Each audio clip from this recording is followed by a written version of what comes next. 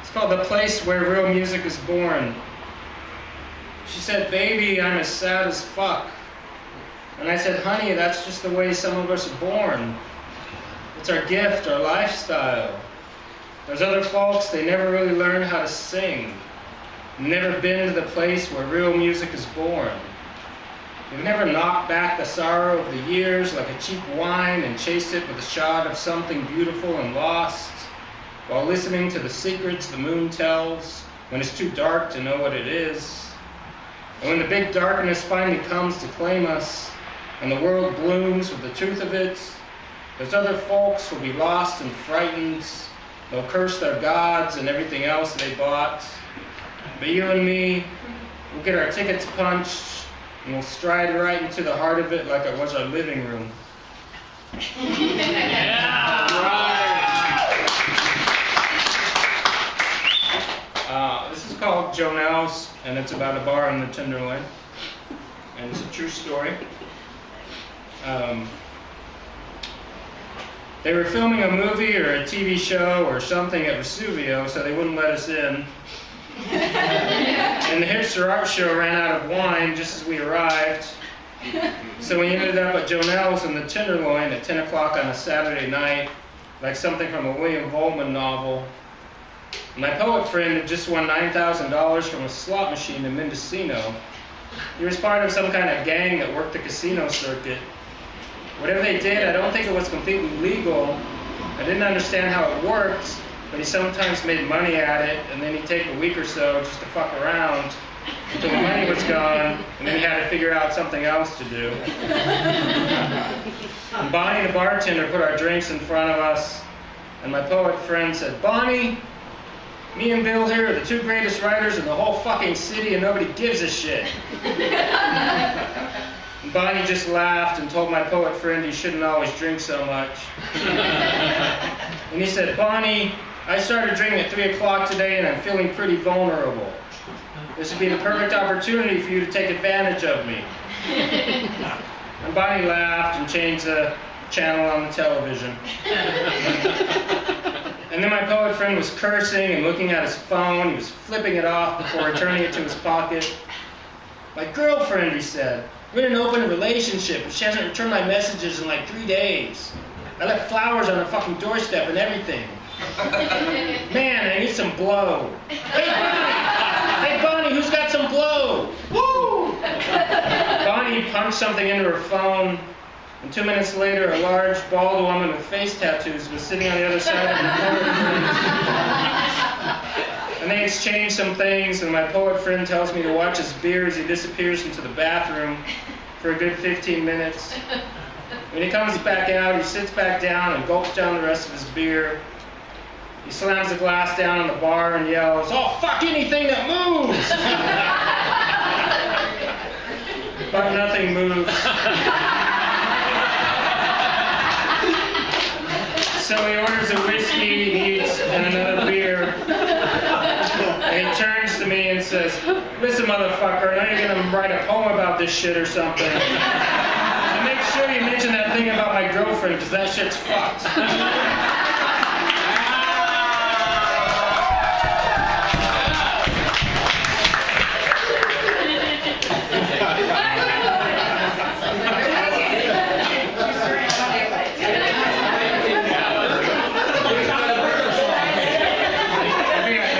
Started off with the funniest. San Francisco parasols. It's called The Fire of Now. Sometimes it feels like there's not much other than the fact of death waiting just beneath the flimsy surface of things, and the crass dullness of our hours wearing us down like the ocean. And the poets are useless, having broken with the music of things, and the day an unfortunate accident no one will cop to. And you find no solace in the misty gray sky and the sad old buildings propped against it, still haunted by ghosts of decent things now gone. And you wander the streets in the soft rain looking for that old place with the perfect jukebox, but they tore it down and replaced it with a world full of safe spaces, and all you want is just a bit of pretty danger. And then suddenly her face like a prison break, her lips like a pardon from this world and the next, reminding you that the fire of now is ever equal to the smugness of the void. And you are struck by the bravery of her beauty in the face of what remains of things. And you tell her so, and she laughs and says, "Why don't you write a poem about it?" And you do.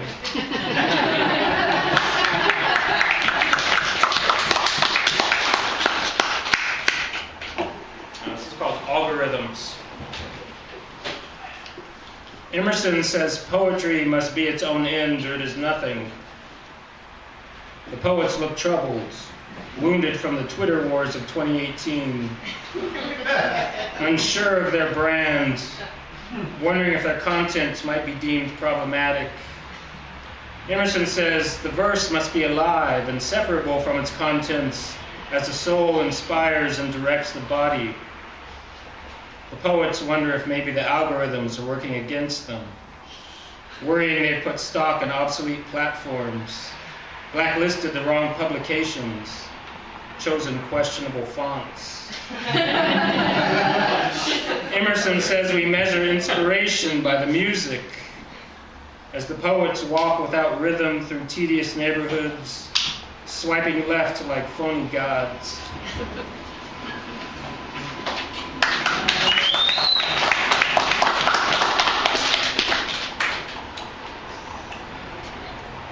This is another poem bitching about poets. It's called Unacknowledged Legislators. The poets are drunk and they want you to know about it. The poets are sober and they want you to know about it. The poets are arguing on Facebook again. The poets love Charles Bukowski. The poets got a poem accepted and they want you to know about it. The poets got a poem rejected and they want you to know about it. The poets are posting their works in progress to all the social media sites, counting up all the likes and shares like shiny coins. The poets are telling each other how wonderful they are. The poets are telling each other how horrible they are. The poets blacklist the poets they find problematic. And the blacklisted poets blacklist the poets who blacklisted them in turn. The poets are reading for 5 minutes in their 3-minute time slot. The poets are working for social justice. The poets have no time for social justice. They're busy trying to harness the sorrow of the world with a few perfect lines. The poets are reporting each other on Twitter. The poets have a new chapbook and it's available now. The poets have only 3 copies left, so you better hurry. The poets hate Charles Bukowski. The poets are marching on City Hall, their pockets stuffed with poems. The poets aren't getting out of bed for 3 days straight. The poets are flying out to AWP, which is like a writers' conference. The poets are starting a GoFundMe account to help them pay their rent. The poets are starting a GoFundMe account to help them pay their bills. The poets are starting a GoFundMe account to help fly them out to AWP. The poets are 5,637 words into their novel and they want you to know about it. The poets are waiting to hear from their agents. The poets are saints. The poets are prophets. The poets are liars. The poets are arguing on Facebook again.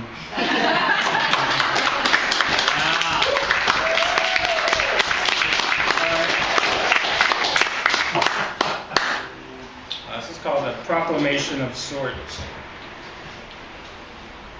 Lately, it's been harder and harder to find the words.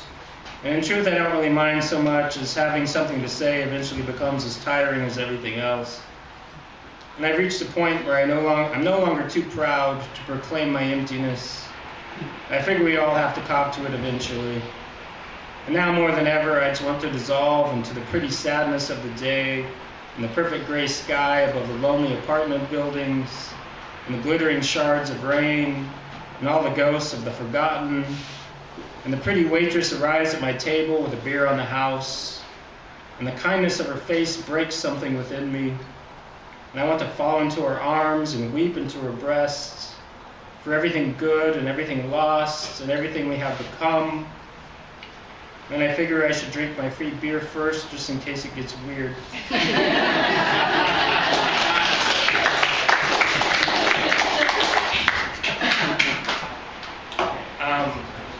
This is Lawrence Getty, who is actually still alive. He just turned 100 years old a couple of weeks ago. And this is a poem I wrote for that occasion. And I read it at a little after party across the street from City Lights at Specs Bar. So this is on the occasion of Lawrence Getty's 100th birthday. At Vesuvio Cafe, just across from City Lights, you can still get a perfect Bloody Mary and sit at a balcony table with your tattered notebook and your head full of useless dreams, just like them beatniks back in the day. And down in Kerouac Alley, a double-decker bus dumps a batch of sun-addled tourists out into the afternoon, and they mill about, squinting at the signs and the plaques, until a fellow in a baseball cap says, "Jack Kerouac, he was that guy that wrote Catch-22 back in the 1960s. His companions nod and take pictures with their phones of what they couldn't say, until they're herded back onto the bus like so many heads of poorly dressed cattle. And over at Columbus and Broadway, there's a palpable shabbiness to things, because Carol Doda is dead, and Gregory Corso, and Richard Brodigan, and Mr. Ginsberg, and so many other folks who brought a certain magic to the world just when it was needed. And now the Salesforce Tower looms like a cheap-ass eye of Mordor, and death weaves through Market Street traffic like an Uber car they won't let you cancel.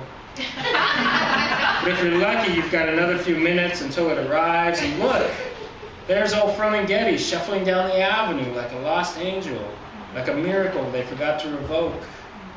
And suddenly everything is pretty in the dying lights, as the ghosts and the tourists and the drunks and the bartenders all clasp hands and chant, "Holy Getty, Holy Bloody Mary, Holy dying San Francisco and the dying lights, may you be born again forever, as all the hearts break like promises beneath the perfect North Beach sun."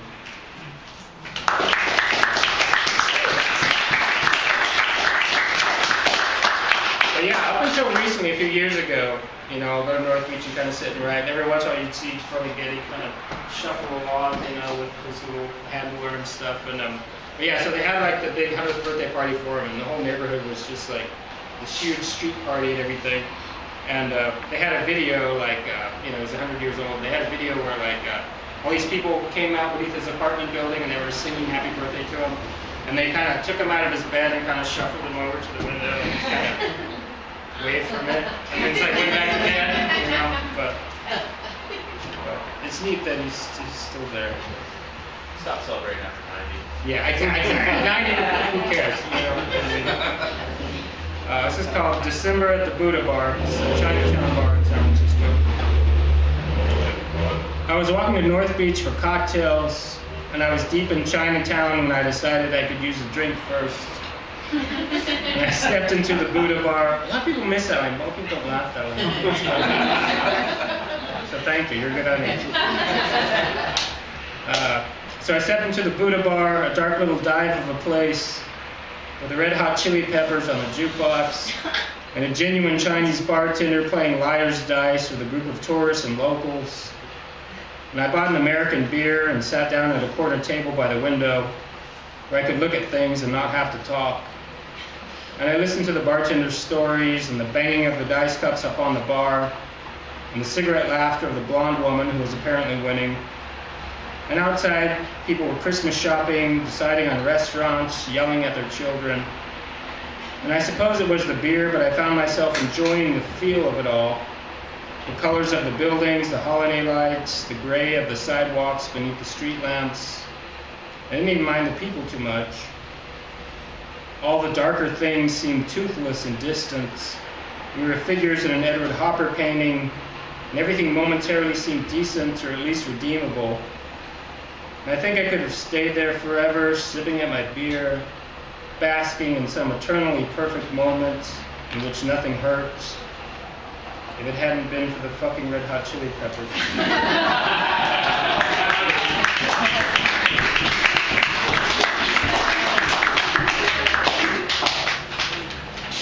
It's called The Sigh of the Night Shift Waitress.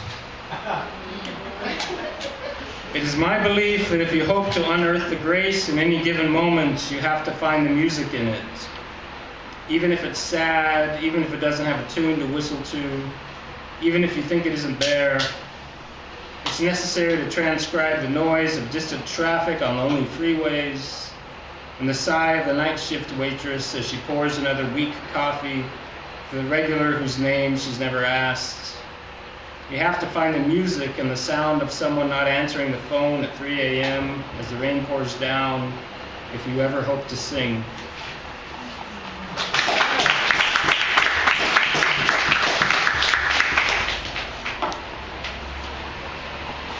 This is an older one. But again, I can read it here because nobody's tired of it yet. Your eyes like the sun.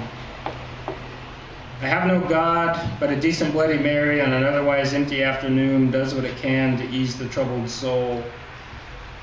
And I imagine others too must weary of trying to hold the world together on a day when you can't get too numb too fast, on a day when all the murders and suicides make perfect sense, and when the surface of things peels away in flakes and the void shines through, burning your eyes like the sun, like the flashlight of a motherfucking cop, when you know you're guilty of everything he'll accuse you of and more.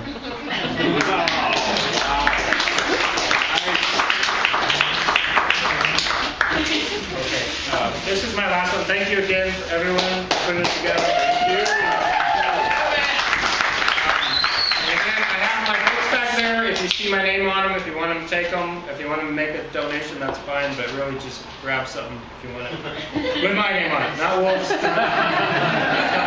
Just mine. And this is called Blowing Up.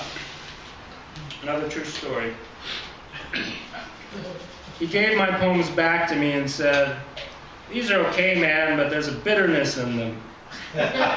Bitterness won't get you anywhere in life." "Okay," I said, "thanks." "It's simple," he said. "You get out of life what you put into it. Everybody gets exactly what they deserve, see?" I didn't find that notion particularly plausible or comforting, but I let him go on. "Life's a game," he said. "You either get rich or you eat shit and die. It's as simple as that." I never thought of it in exactly that way, but I figured he must know something, because he was 29 years old and he edited a magazine. And he had a pretty wife and a big house in Mexico. "I came from nothing," he said. "I used to starve in little rooms for years, living on tap water and stale bread. But I worked, man. I worked around the clock. But look at me now. I'm going to blow up real soon." And I wasn't quite sure if blowing up meant becoming really famous or going on a killing spree. But I'm assuming he meant the former. "When I blow up," he continued, "I'm not going to be greedy about it. I just want to inspire people, piss off my haters, use their energy to fuel my greatness. I'll be free while they work their shitty $20 an hour jobs for the rest of their lives." And I wanted to ask him about those $20 an hour jobs. How I might get one. But he went on. "Anyway," he said, "poetry isn't the way to go. It doesn't pay. The only way you're going to get famous is if you rap it, you know, hip-hop style." Well, I thought, shit. "Me," he said, "I get paid 40 cents a word for writing bullshit. Memoirs, restaurant reviews, anything but poetry, man. You just need to learn how things work. But don't worry, man, you can make it too. You just have to work hard every day. You can make it too. You just have to write at least 2,000 words every day."